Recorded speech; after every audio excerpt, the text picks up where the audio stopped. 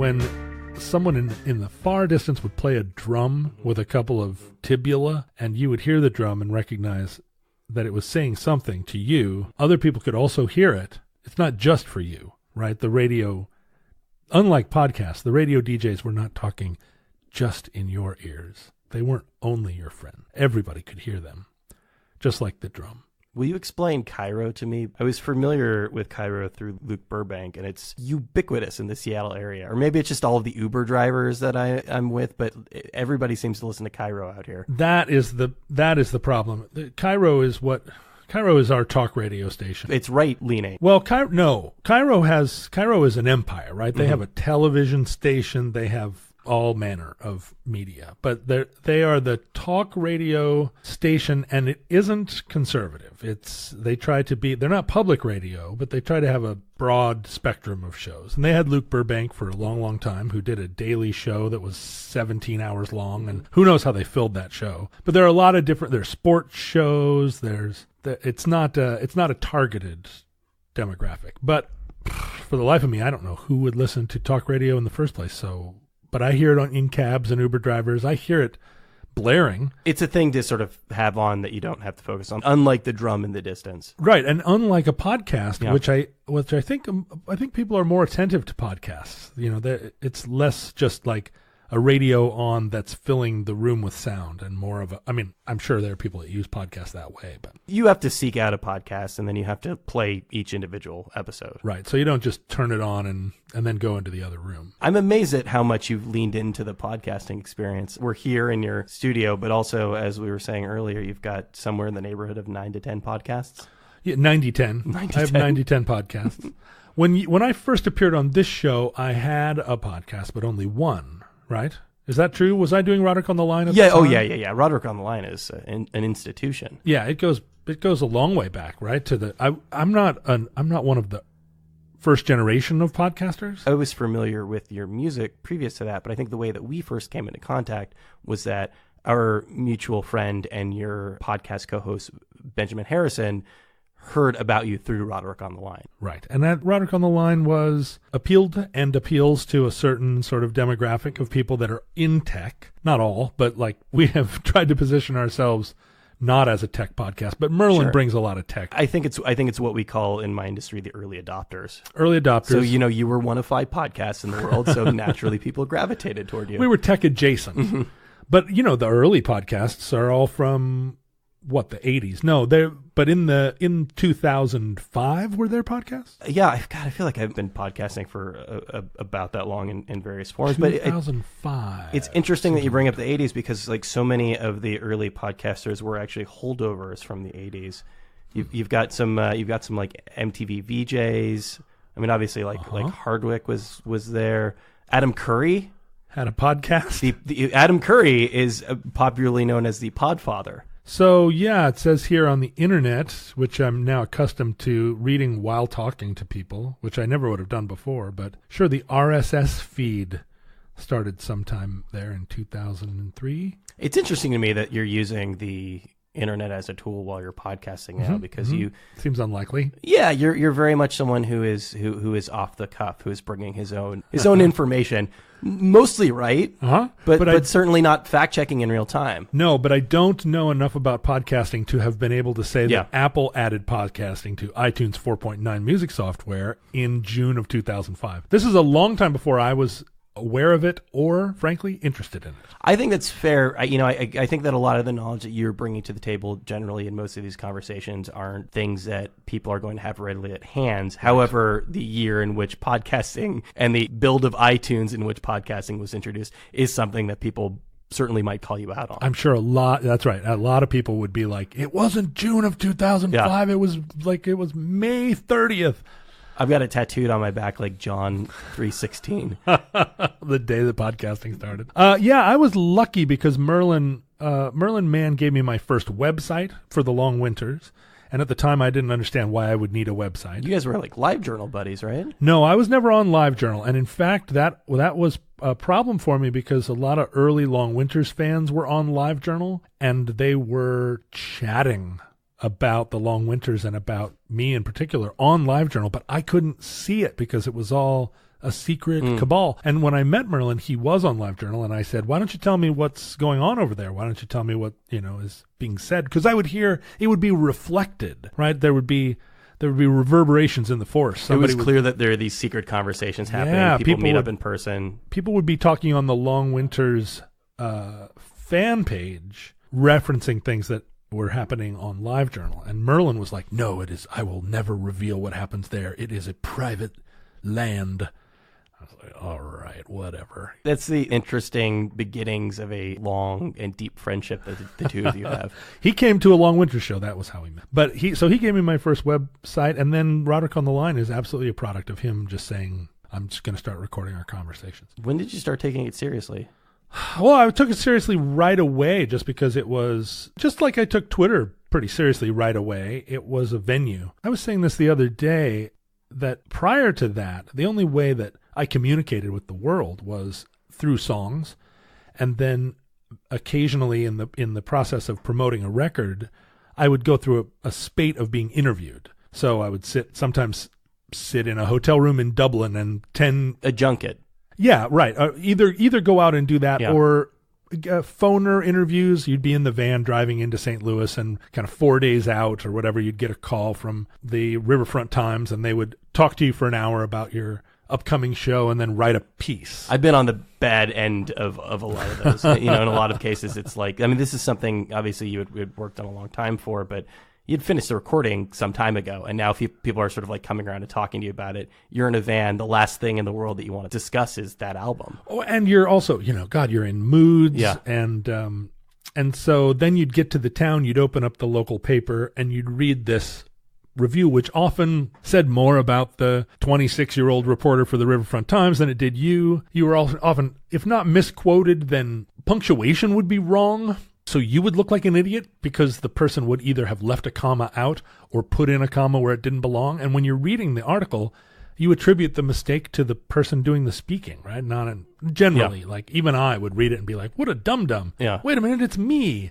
I know the difference between there and there. But anyway, that was the only way that I was able to connect with my audience beyond just doing music. And a lot of musicians don't want to talk. It's clearly not a problem with you. No, I like it. Do you feel that if Twitter and podcasting hadn't come along, that you would be like holding court on a corner somewhere, or? No, you're a raconteur for sure. I probably would still be. I would have released more albums, I think, if it weren't for Twitter and podcasting. So you think that this has had an adverse effect on your creative output? It was a venue which was much easier to access, cheaper to access, a lot less. I smoked a lot less cigarettes between podcasts than I did between shows. But being in a touring band is super hard. Mm-hmm. And making albums is extremely cathartic, but really difficult. And podcasting, it wasn't difficult for me, and Twitter wasn't difficult. They're both fun. And so, yeah, I think I redirected a lot of creative energy into those places. And redirected a lot of, not just creative energy, but music was a place that I explored what I was going through. Was part of the Long Winters petering out? Was it the fact that you had these other outlets? Oh, for sure. We were in the midst of making a fourth record, and I just couldn't quite get it finished. I don't know 100% why. There are a lot of reasons. I took a long time to make our third record, and I got really derailed during the making of what became the Ultimatum EP. That wasn't intended to be an EP. It was supposed to be an album. I since realized that I had bipolar disorder and started taking medication. That's been in the last few years. Yeah. And when I look back at my music career, it was extremely colored by the various states of bipolar, either crushing depression or sort of manic megalomania. And the records that I made all reflect either a real manic record-making state where I was drawing on the experience of the most recent sort of confusing year of wrestling with demons, or the less productive version of that was going into the recording in kind of a manic state and then plummeting into a place where I couldn't complete the record. I couldn't even envision, what it was, how to make songs. Are the ups and downs that concentrated, that the entire recording of a record is the result of one of the two ends of the spectrum? No, but so I was what they called fast cycling, which when I would read about it before, I had before I volunteered that it was possible I had this disorder. When I'd read about it and they would say fast cycling, I always assumed that meant like that you were up and down in the course of a couple of weeks. Well, fast cycling just means that you go from high to low in the course of a year. All my songs deal with the confusion that comes from missed human connection, which was a thing I felt acutely. I liked people. I wanted to interact with people. I wanted to be part of a social milieu. I wanted to be known, but also I could not somehow make real lasting connections with people where I wasn't a source of tremendous frustration to them and where I didn't feel like they were elusive. And the whole goal of being together was elusive to me. Certainly being a recording artist and going out and touring affords you the opportunity to at least take that first step. It does, but all those relationships are really transitory. I mean, the only people you see every day are the people in your band, and you hate them almost immediately. Being a touring musician is great for me because I would have short, intense relationships with people, and then it would be gone. We would be on the road. Those made sense to me, but lasting relationships, ones where people had expectations of me, I just seemed to always fail to meet their expectations, and I didn't know why. It wasn't intentional. I didn't have an ulterior motive. The sustain, that was a difficult problem for you? No, not sustain as much as it was. People seemed, in general, to share with one another aspirations for what a relationship was supposed to produce. A sense of belonging, a sense of calm, companionship, investment in one another. They were islands in the storm. It was supposed to be a respite. And for me, relationships were just places of tremendous stress. The more that I loved a person, the more this was true. You were overcompensating, trying to impress them? No. The opposite. My understanding about, what seemed to be a perfect relationship for me was that I would see my mate 3 days a week. You're talking about romantic relationships. Yeah. Romantic relationships. That was about the most that it's not the most that I could handle. Certainly I could handle seeing you every day. I just didn't want to. And that isn't what most of my girlfriends expected. Different standards, different expectations created in me a constant fuel to write music because music was an emotional language. When I started podcasting and Twittering, right, I had an opportunity to put not that stuff really on the table. Merlin didn't want to talk about my sadness, and Twitter wasn't a place for it, but it was a new voice that I hadn't explored. It was a voice I could only explore with friends, right? You could only sit and be funny and be chatty and storytell with people in your immediate circle. And I could do it from the stage. When I was on tour, I would stand up there and tell long stories, and there'd always be somebody in the back that was like, play a song. And as I got more confident, as my band got more popular, I was like, this is the show. Like, fuck you if you don't want to hear me tell a story for 20 minutes. And, and Nabil, our drummer, would start twirling his sticks and later on in the band, he would just open his phone and start reading it while I was in the middle of it. And then the snows came.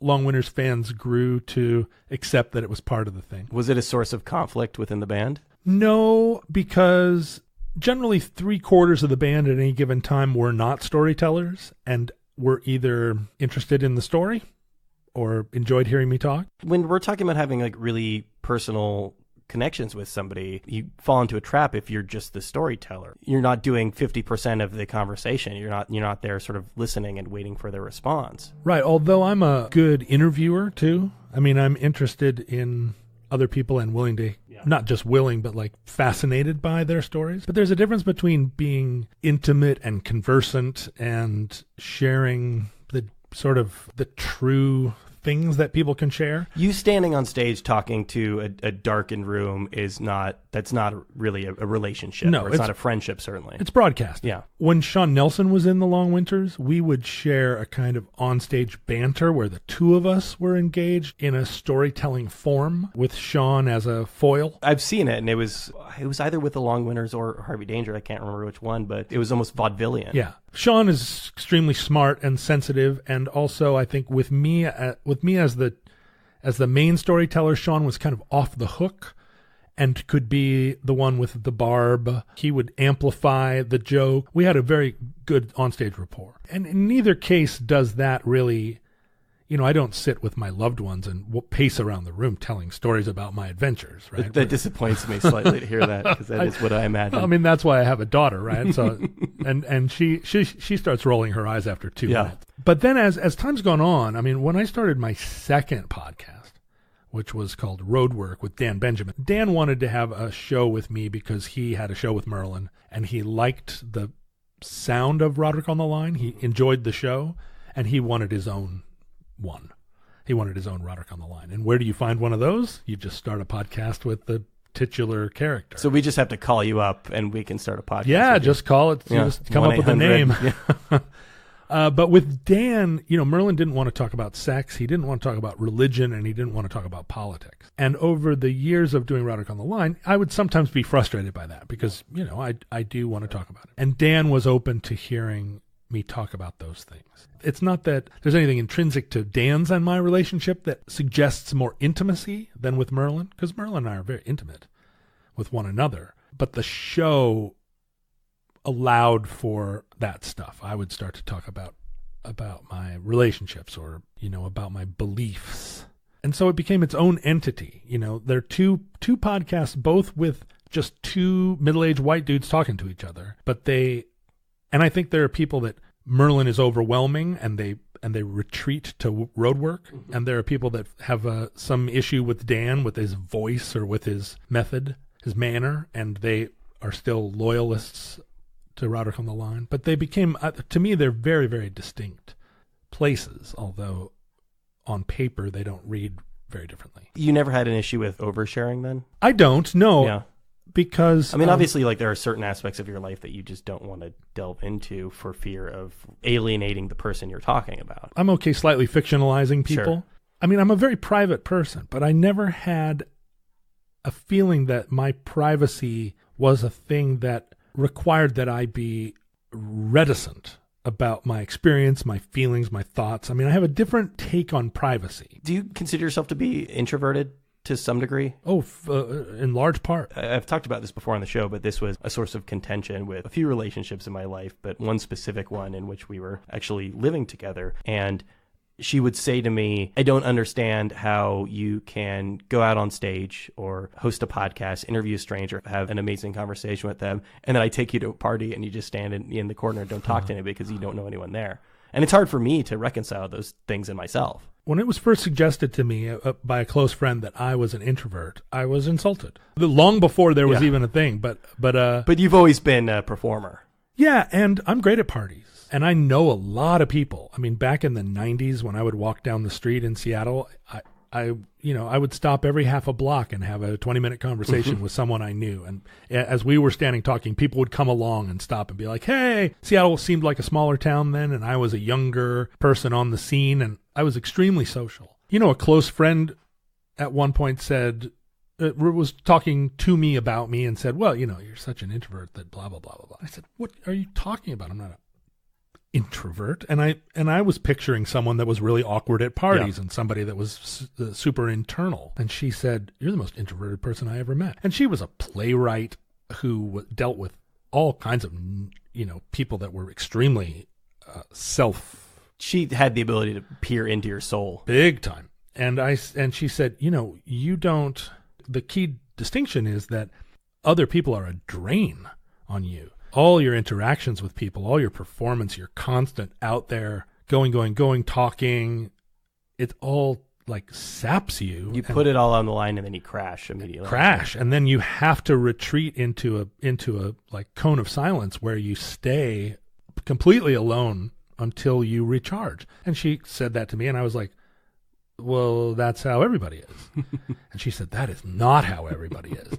And it was a lightning bolt for me because it explained a big part of why I had such trouble connecting with other people, because being with me did not use up their energy. And so they didn't know why I had to go. They all naturally assumed that it was that I didn't like them, or I was an insult to them, or I was off with someone else. And they just could never understand that I just was alone. There's a kind of famous incident in my life where I was dating a girl, and I said, well, I'm headed out to the bar. And she said, can I come with? And I said, oh, you won't like it. It's just going to be me and a bunch of guys drinking and smoking.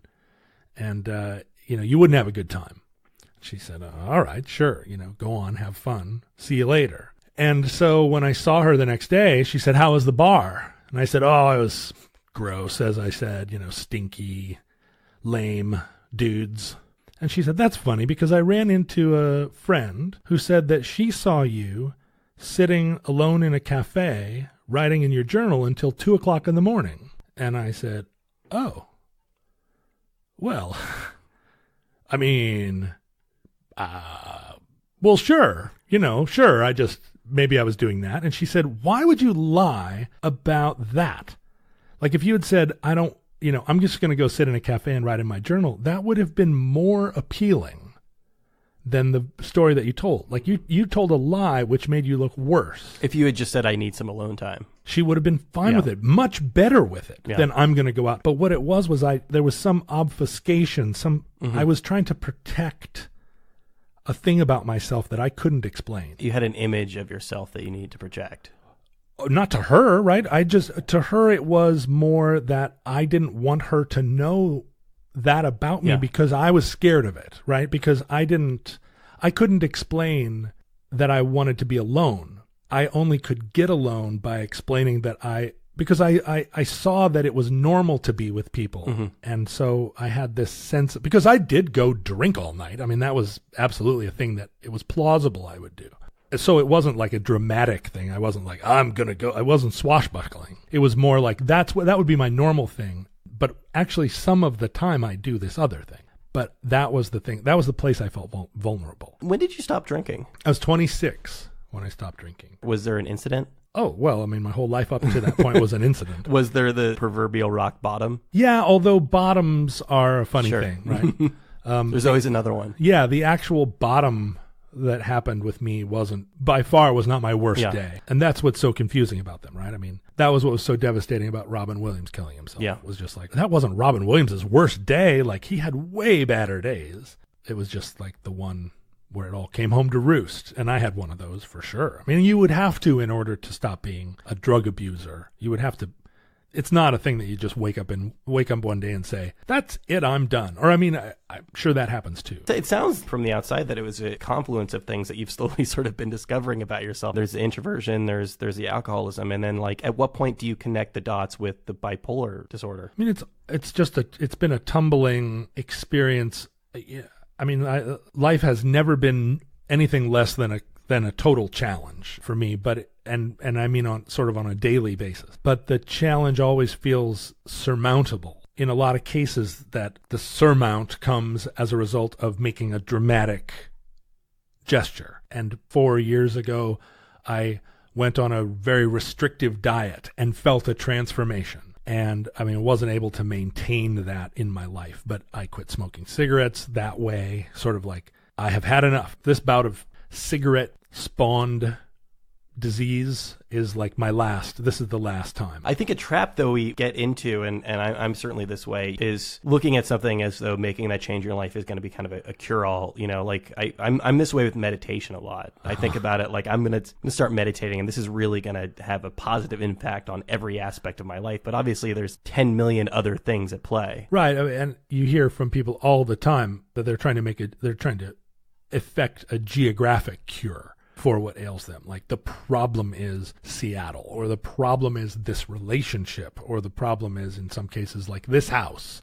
And in my case, the difference between being drunk and high all the time and not being drunk and high all the time, obviously, that's a massive change. And for me, what it meant was, I mean, when I was on drugs, I was not capable of starting anything. I just couldn't get the gears going on anything. I was not a high functioning or even a medium functioning addict. Once I stopped, I was then capable of getting a job and keeping it, getting an apartment and keeping it, getting a girlfriend and keeping that relationship going for a period. Those were big changes in my life, but I wasn't yet capable of going beyond getting something started and stable. You became an adult, it sounds like, at that point. I did, but an adult in a culture that facilitates people being 26 for the rest of their lives. An adult where your adulthood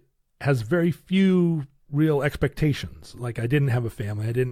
I wasn't pursuing a career.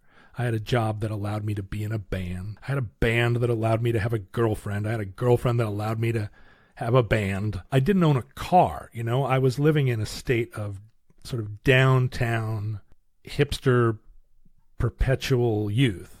And it was only when I was in my 30s that I gained a foothold in the ability to pursue something to completion, where I had an idea and I followed all the way through. And that really was the first Long Winters record. It was the first thing that I really made.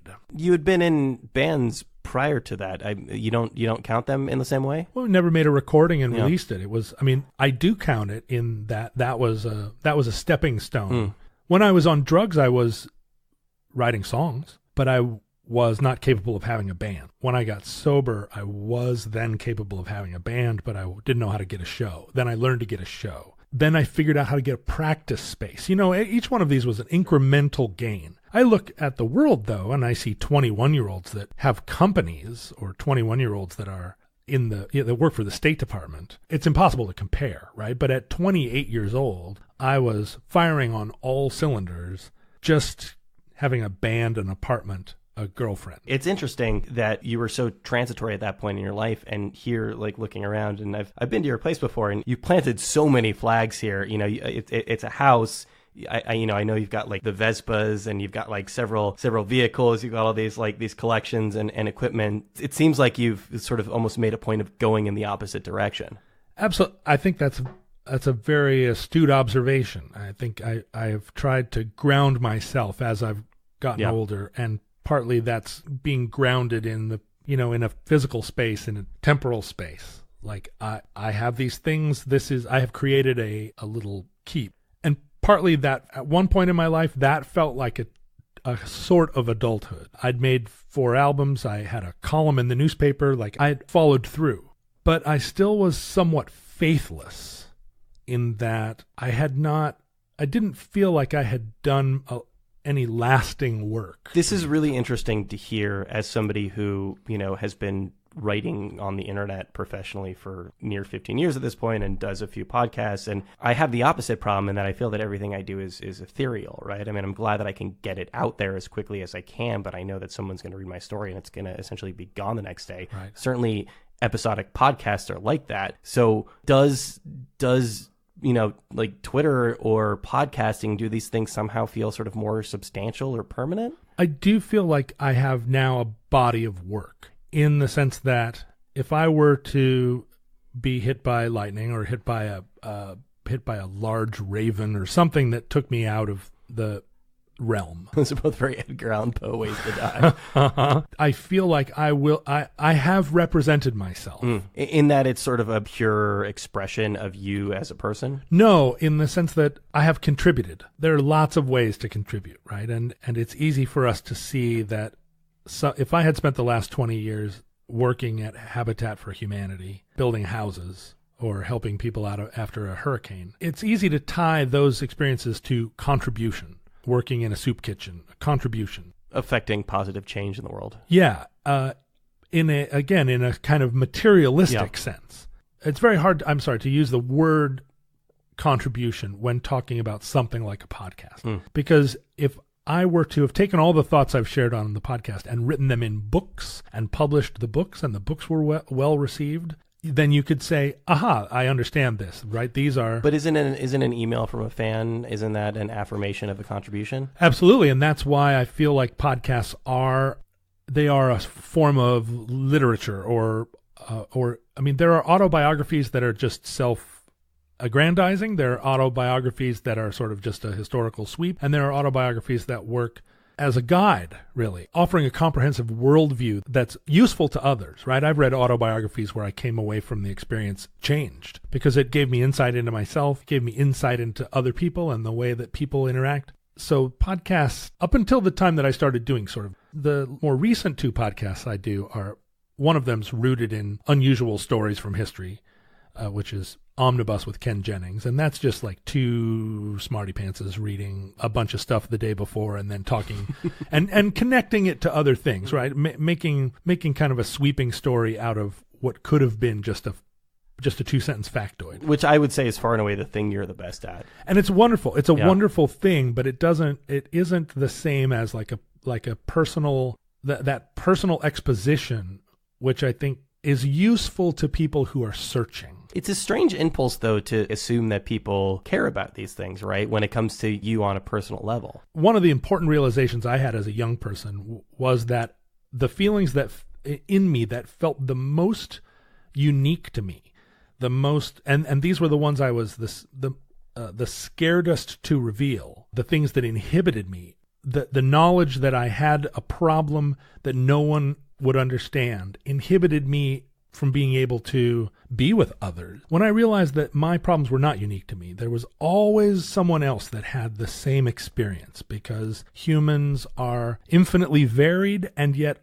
really all very similar to one another. It's that whole thing of that there are only 5 stories you can tell. Yeah, and when you hear all the stories of people who throw themselves off of cliffs because of some shame, that when you ultimately hear the shame and you're like, oh, that's nothing. Yeah. Are you kidding me? Like you were embarrassed and stabbed yourself with your own quill pen, and the murders that happen because people feel like they can't overcome their problem, and so they murder their spouse, or these terrible stories of people drowning all their kids because they're up against some wall that they perceive to be insurmountable. And realizing that about my own problems, and realizing that the way to overcome that shame was to reveal all with the expectation that people would hear and understand. Famously, the KGB would use people's homosexuality as a way to turn them into double agents, because to reveal that would be so devastating to their lives that it represented ruination. And so they could go as far as betraying their country rather than having this fact reveal. Do you feel, having sort of been through the ordeals that you've been through, especially grappling with something like bipolar disorder, that in your sort of darker moments that you have enough of a personal connection that you do sort of understand that motivation? I mean, you brought up Robin Williams before, or this idea of somebody hurling themselves over a cliff for something that's ultimately kind of silly in the long run. Did you get to a dark enough point that like you can completely understand that motivation? Oh, for decades. The motivation to... there are some people that want to see the world burn. There are other people who just want to disappear from the world in one fashion or another. I was never a suicidal person, but I always wanted to walk away from everyone and everything I knew, and go somewhere and be an anonymous guy in a hut. And that persisted and has persisted throughout the course of my life. And my grandfather did. He left 3 separate families. Woke up one day, said, I'm going out for a pack of cigarettes, and was gone, and went elsewhere in the country and started a new family that had no knowledge of his prior family, and then did it 3 times. And I think he was bipolar, and I recognize myself in his writing and in his behavior. And I did when I was young, and I vowed not to be that person, but I understood him. Because there were so many instances in my life where I was like, well, this is ruined. Like, my life is ruined. The only solution to the shame is throw some stuff in a bag. But I never did. I always came back. And as time went on, I developed this kind of understanding that, like, wow, the only shame I have, the tremendous shame I have, the only antidote to it is to just put it out there. That was the great thing about music for me initially, was I could just say all those things. And you could, but you're obviously doing it in a veiled way. Yeah, certainly masked. I think it was on Roderick on the Line, I heard you talk about teaspoon. Yeah. The anecdote behind that is saying the same word 4 times and assuming that every person understands the deep and individual meaning based on the way you say it. Yeah, I say the word teaspoon, and I mean the teaspoon used in cooking heroin, and I say the word teaspoon a second time, and I mean that this girl is the smallest piece of silverware in the drawer, and then I say it again. Each one of those, I'm seeing the word teaspoon representing an entire story, and obviously I know people can't see it. Is metaphor a help or a hindrance, though, when it comes to sort of putting yourself out there? Oh, 100% a help. Yeah. I don't hide behind metaphor, but metaphor is super useful, because you need to come at these things from a couple of different directions. You can still feel that sense of catharsis, even though perhaps people aren't interpreting in the way that you meant it? In some ways, even more so. But what's revelatory about podcasting is that I don't need to be as economical as you do in a song or a poem. So I can use a metaphor and then also go at the same idea a second time. Do you feel that metaphor plays a role in podcasting for you?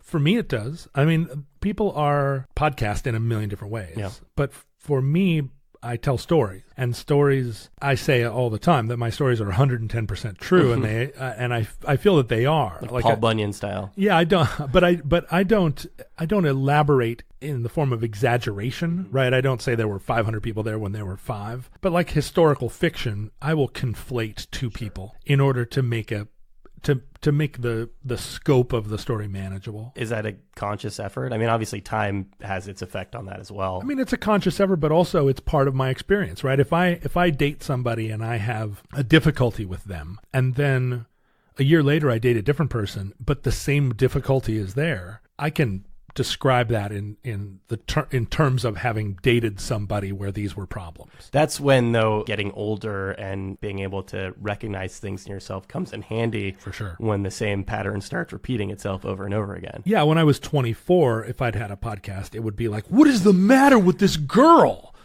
Because that's a great name for a show. Everything feels so unique, yeah. Right? But when you're like 40, you're like, well, the common element in all of these bad relationships is me. Yeah.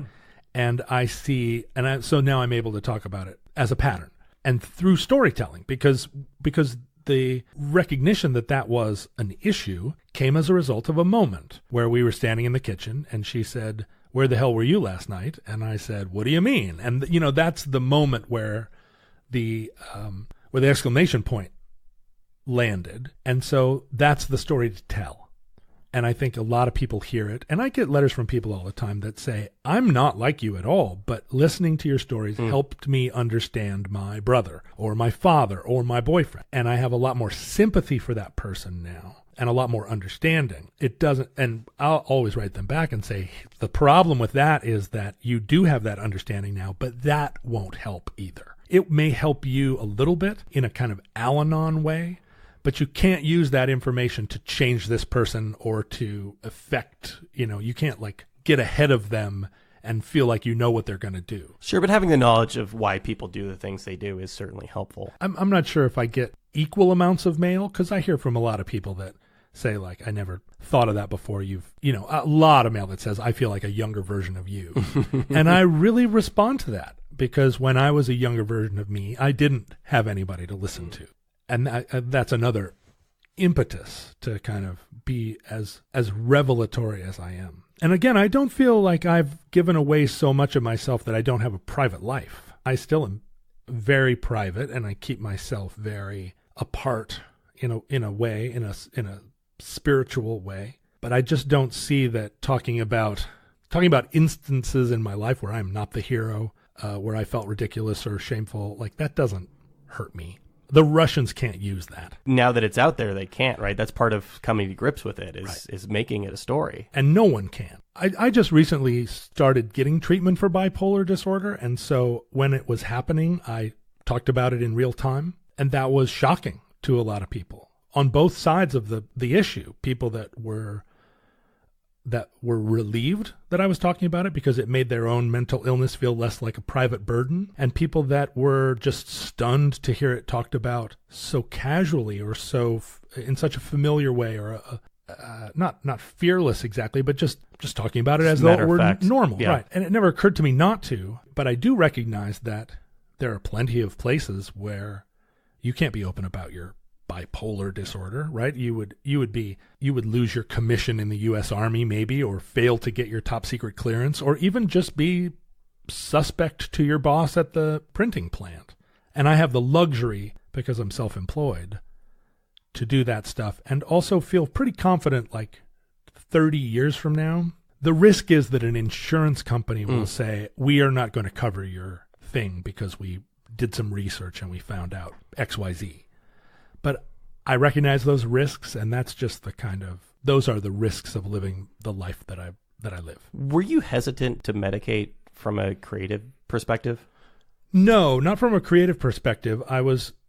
Although in the 90s I saw a lot of people take medication and watched it dull them. I mean, that was the height of sort of like Prozac and Zoloft. I mean, people were just kind of evening out. Yeah, and people's eyes went dull. For sure. There is that notion, and there's probably some truth in it, as depressing as it is, that like people who are tortured may make better art.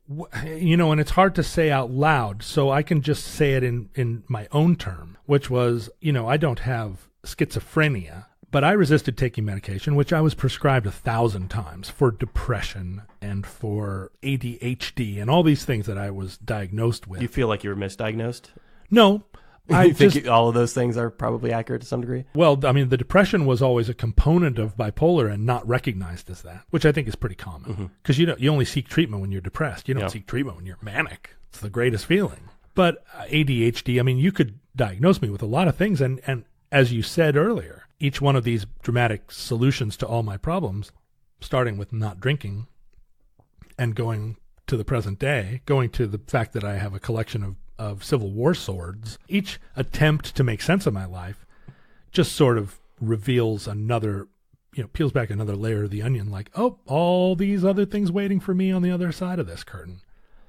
No, I didn't take the drugs because, like a lot of people with a mental illness, I felt that my suffering was natural, that it belonged to me, and that I deserved it. And I think this is a component of depression that's hard for people who aren't depressed to grasp. And it's a problem of anxiety or a problem of a lot of mental illness, which is that it feels native to you. And so, although you recognize it as debilitating, it doesn't feel foreign. In that you think that to some degree it's something that everybody else is grappling with? Or that it is the punishment for the other things that you have that are gifts. So I recognize that I was different from others.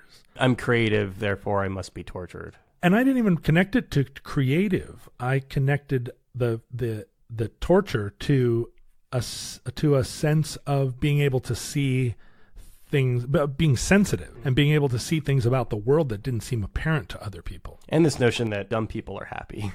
Well, that the smarter you are, the more knowledge you gain, like the more of these terrible things you can see in the world. Yeah, the terrible things seemed just obvious and normal. It was surprising to me that they didn't hurt other people as much as they seemed to hurt me. I never understood how you could meet somebody in high school and fall in love with one another and get married and have kids and be together for 50 years. That just seemed like impossible. And it required that they not have the same emotional reactions to things that I did, because that was impossible to me from the beginning. I didn't set out to be, when you're a kid, you don't even think in terms of like, one day I'll be dramatic. You're a kid. You're just hoping to find some path. So I didn't seek treatment because I didn't see disorder in the universe. I saw my reactions to things, my place in the world as being, I was where I belonged and things were as bad as they were. And it was only when I got into my mid-40s that I recognized that the depression that I was laboring under was no longer natural. It had become a cloak on everything. Do you feel like you wasted a couple of decades? I can't feel that because I have no ability to go like alternate universe on myself and know, because I actually do that all the time. Yeah. But alternate universe starts back in 9th grade. Like, what if I had showed up to 9th grade in a leather jacket with fucking motorcycle boots on? Would my life be different instead of showing up in a Garfield t-shirt and a pair of polyester pants that I found at the Goodwill? I walked into 9th grade already squared off to fight with everybody. Just a big target on your back. Just like, come on, world. Because there was a uniform in 9th grade. I hate Mondays. Yeah, that's right. The appropriate uniform was Izod shirt, stonewashed Levi's that had been ironed, and I was there in a double knit suit. Just like, and why? Why did I do that? Why did I do that to myself? Why was I at war with everybody? And at war with everybody, not in a way not like I'm on drugs.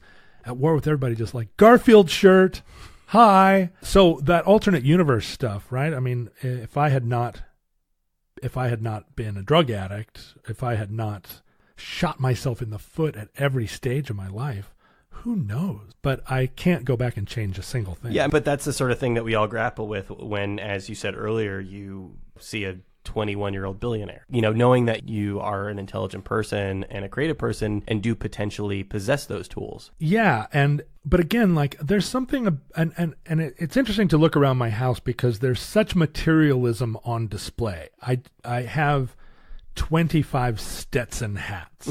Now, I don't wear hats. Like, I don't wear Stetson hats. I don't go out in the day and walk around with a hat on. I feel I'm a little contemptuous of people that do. Even men my age who have decided that they're going to wear a serape and a giant hat as part of their middle-age transformation into Tom Waits. I have all those hats. I have the serape, but the gateway is there. Yeah, if you need it. But I have those hats for a different reason, a reason I don't know. I don't fully understand. And it is a materialistic one. But at another level, I don't think about the world materialistically. I'm trying to pass through it in a way where expectations are different. Like, I know that no accomplishment of wealth or success is ever going to be gratifying to me. And so I don't look back. I mean, I think, wow, what if I'd bought Bitcoin and now I would just be shooting gold bullets from the top of the Eiffel Tower and nobody could stop me. But that always represents freedom to me. All wealth represents freedom, and all freedom represents like the luxury of time to think, time to sit and, in a way, even brood. Wealth is freedom, but I mean, this touches on a couple of things we've spoken about. You're landing an anchor when you have all these possessions. This means that you're not, again, as transitory as you were in your 20s. It also means that for certain reasons you can't become your grandfather because you've got all these things here. But is having possessions really freeing at the end of the day?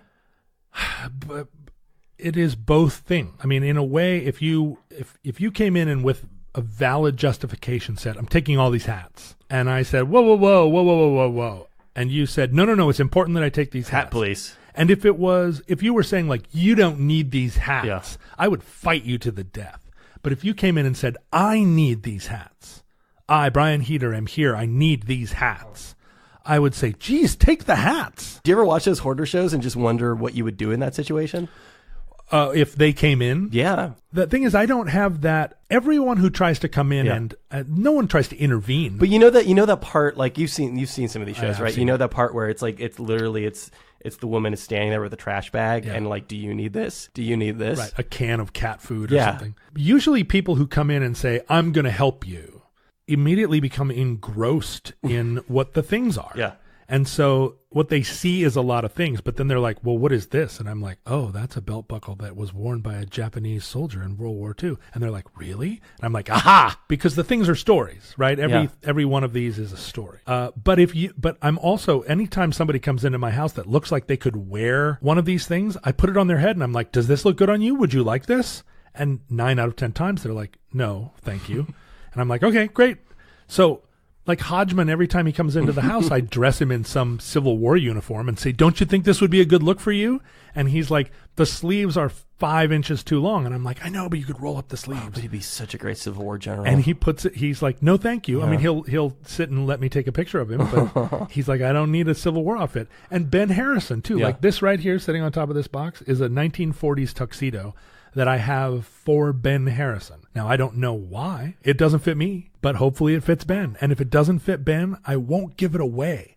I'll put it in a box and wait for someone it does fit to come along. The material things, they have a lot of meaning for me, but I'm still one day away from putting 10 things in a bag and walking out the door. And the only thing that has permanently rooted me in the world is my daughter, which was unexpected. I always thought what would happen is I would have a kid and I would grab the kid and the bag and the two of us would split, a la The Road. Mm-hmm.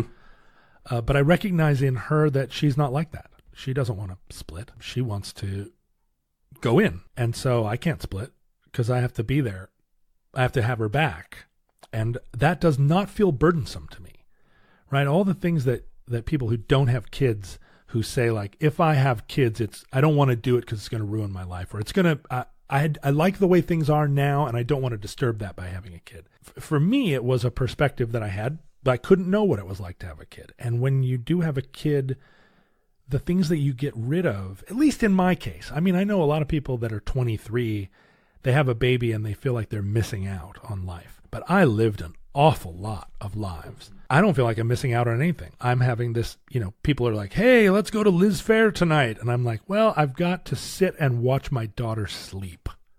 It doesn't feel like a sacrifice. Because you've seen Liz Fair 20 I've seen times. Liz Fair. I've been on stage with Liz Fair. But I've also seen my daughter sleep. But it just feels like I have a responsibility. And that responsibility, and this is what I don't understand about my grandfather. And it feels generational that a man, up until very recently, and in some parts of our culture and in global culture still true, a man just doesn't bond with his kids the same way. They don't feel that responsibility. The children are the province of their mothers and grandmothers, and the men are out smoking cigarettes or not even there. And so my grandfather was able to leave a half a dozen children in the lurch, and I can't imagine it didn't haunt him, but the fear of being haunted wasn't enough punishment to keep him from needing to run. And in my case, I'm utterly bonded to this little person, and I couldn't do either thing to my little girl. Are you happy? No, and so this is the next thing that I struggle with. How do I find what that means? First of all, how do I discover what people mean when they say it? Are you fulfilled? No. And that, I think, is root. I think that's connected to happiness. I don't know what it would take to be fulfilled. Was running for city council part of that? An attempt to put a more concrete framework around contributing to the city and to society. If I had been elected to public office, I would be serving in a way that made sense to others. I think I would have been miserable in the job, because what interested me about it was being in a position to bring clarity to public works and to bring an interest in city management to a job that required that you make a compelling case to the city, right? There are city managers that just sit and come up with plans and do things, but the politician has to be interested enough in those plans to play a role there, but also able to communicate those plans to the electorate. And I felt like that might be a calling for me. But what I realized, at least in Seattle city politics, and I think in politics in general now, it's just a venue for people who want to yell at you. It's so much less. I mean, the cities are being run by city managers now, and the political class is just performing some bizarre ritual. It's that Parks and Rec scene when they have the city hall. Right, where the people stand up like, I can't, my cat is getting radio signals, and they're like, that's not our problem. But the cities still need to be run. I'm not really, I do not have the nature to be in a city job. And the mistake I made was thinking that being on the city council was not just the worst city job. And I know a lot of people on the council that love their job. So I can't, it's kind of like being a kid or having a kid. I don't know if I'd been elected, whether I would really enjoy the work or not, but I didn't like campaigning for it. Do you have any idea what's next? More podcasts? I don't think I can have very many more podcasts. What about that album that you've been sitting on? I continually think that's next, but it's been 10 years of thinking that's next. So what's the holdup? I mean, there's a lot of fear behind it now. Yeah. Because you've waited so long. Because I've waited so long, because I've invested so much agony in it. And it's not just the agony of making it. It's also the agony of looking at it for 8 years and not knowing what to do. There's a problem when you communicate to others and succeed that you feel like you need to do better next time.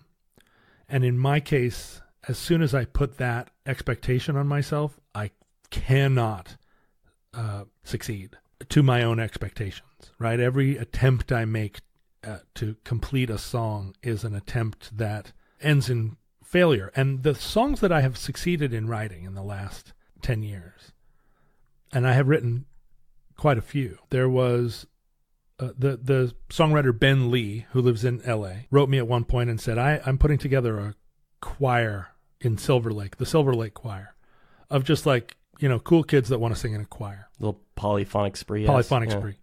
And he said, and I want to have original music. I don't want to just sing Christmas carols. I want to put a band together and have original music. Will you write a song? And I said, sure. And then I forgot about it. And then he wrote me and said, we need the song by Wednesday. And for whatever reason, the stakes felt low, because if it was bad, he would just throw it away and I wouldn't remember it. The stakes felt low, but also you had a deadline. I had a deadline, and it was right now. This was Monday.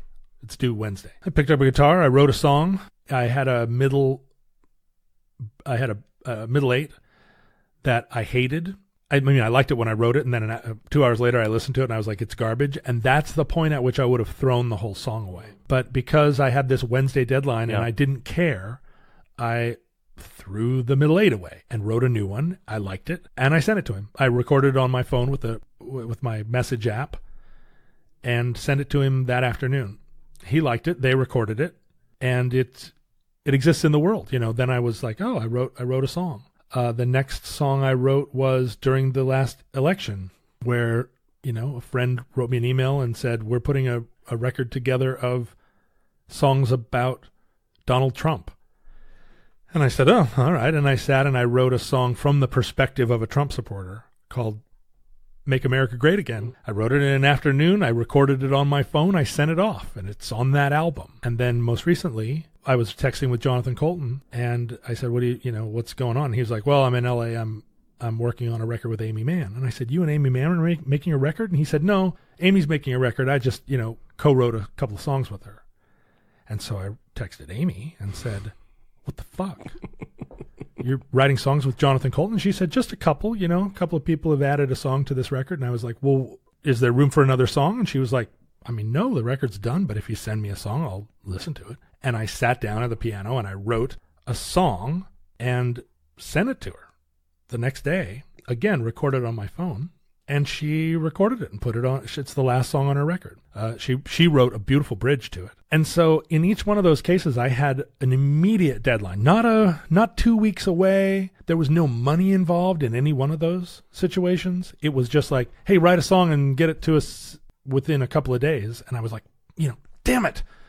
And wrote. There's a deadline, and there's also a power in knowing that it's going to exist in the world. Yeah, but I don't care as much, or I'm terrified of it existing in the world. I'm terrified of putting a song out there and having it fail people, fall short of their expectations or their hopes for it. And as 10 years have gone by since the last record, I only feel the pressure of 10 years of built-up expectation. Now, 99% of even the Long Winters fans, 99% of record buyers have not been sitting for 10 years wondering where the next Long Winters record is. And 10 years isn't unheard of between records. Although unusual. 10 years is the entire career of the Beatles. Yeah. But I know there are people who would welcome it. And I imagine that it would make back the money I spent on it. Maybe you need to stop comparing yourself to the Beatles, John. It is a thing that adds to the inhibition. That's way worse than comparing yourself to Zuckerberg.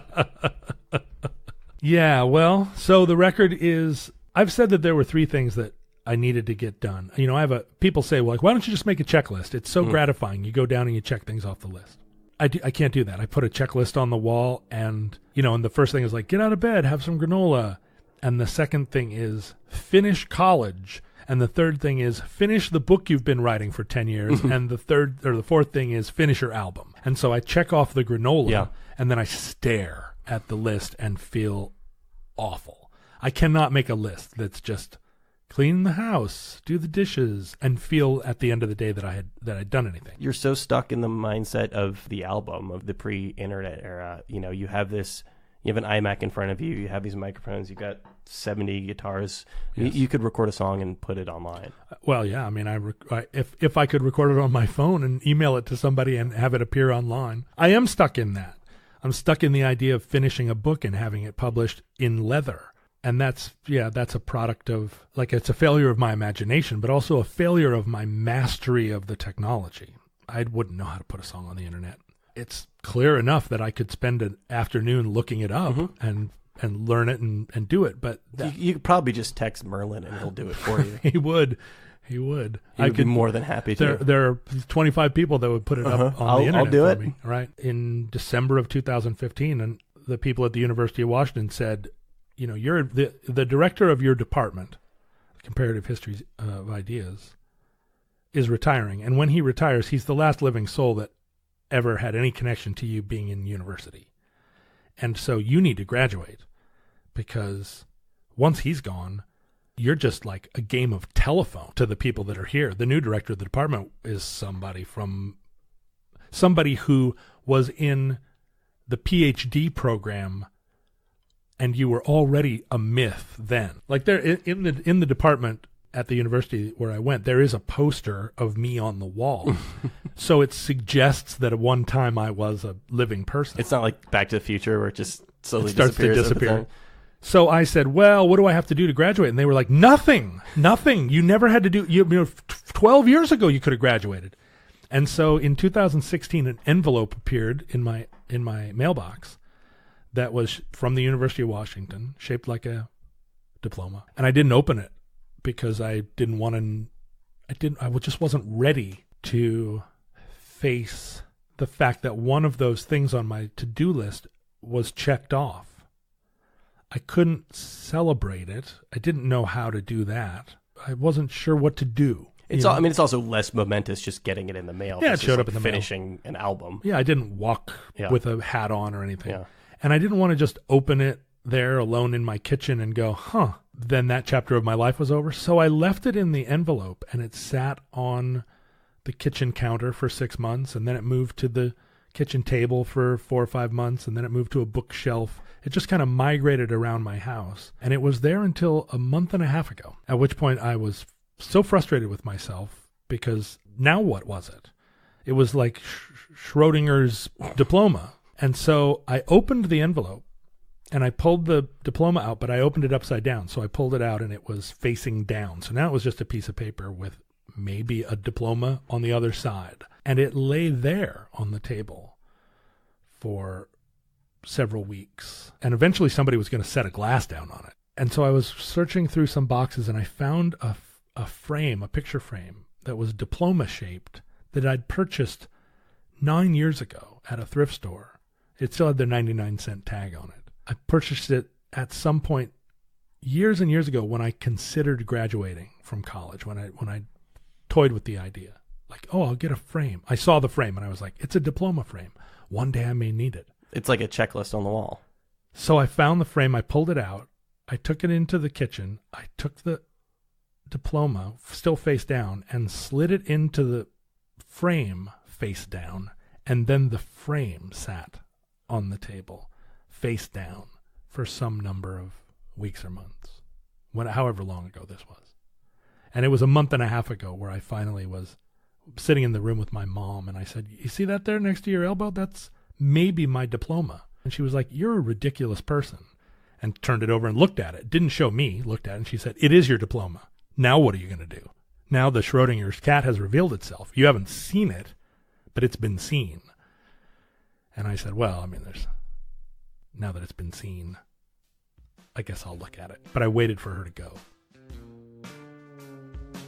There you go. That was our friend John Roderick back for another episode. Always a pleasure speaking with him.